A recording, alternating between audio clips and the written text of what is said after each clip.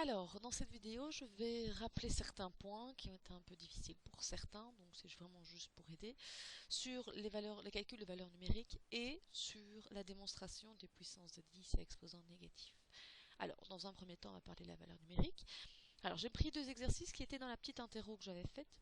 2a au cube et d au cube moins 3d carré plus 5. Alors, quand on vous demande de calculer la valeur numérique, on attribue à chaque lettre une valeur. Ça, c'est nous, professeurs, qui donnons, ou l'énoncé qui le donne.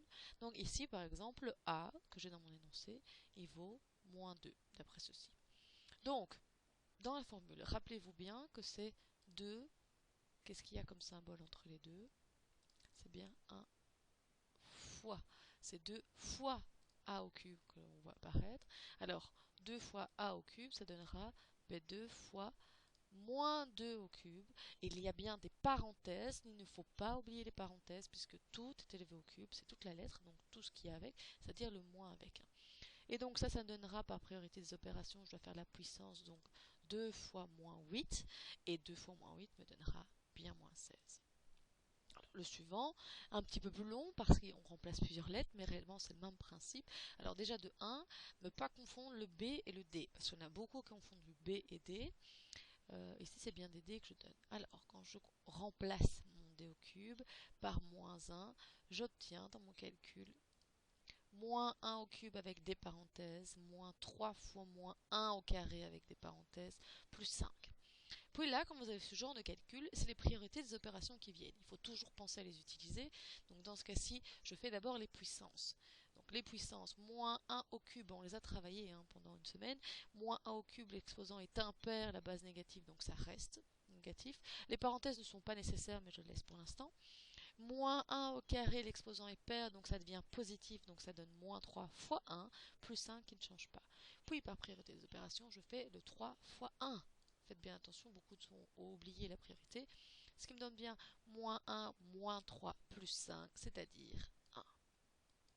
J'espère que, avec cette explication, c'est un peu plus clair, qu'il ne faut pas oublier les priorités des opérations, ne pas oublier le fois qui se trouve entre un chiffre et la lettre, comme dans le premier exercice, et ne pas oublier, s'il vous plaît, les parenthèses. D'ailleurs, je les mets chaque fois en rouge, c'est pas pour rien. C'est pas pour rien, pardon. Alors, deuxième point qui était un peu catastrophique, alors que je l'ai bien expliqué en classe et je vous ai dit que vous l'aurez en interro. Pourquoi est-ce que 10 exposant moins n me donne un 0,000 quelque chose? Alors, première étape, 10 exposant moins n, je vous l'ai expliqué.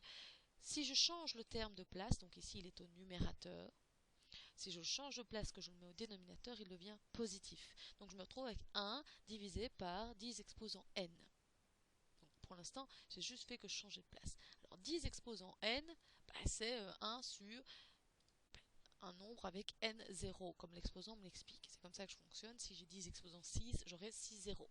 Si j'en ai n, donc n0. Puis je continue.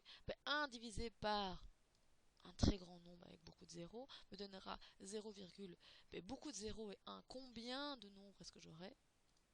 J'aurai bien n décimales. Donc là, il ne faut pas regarder le 0 avant la virgule. Il faut bien compter tous les chiffres qu'il y a après, donc 0 et 1 compris. Et ici, il doit y en avoir n comme l'exposant l'indique. C'est exactement ça que je demandais à l'interro pour la théorie. Voilà, j'espère que ça aurait été plus clair et que ça améliorera votre prochain interro. Bon travail!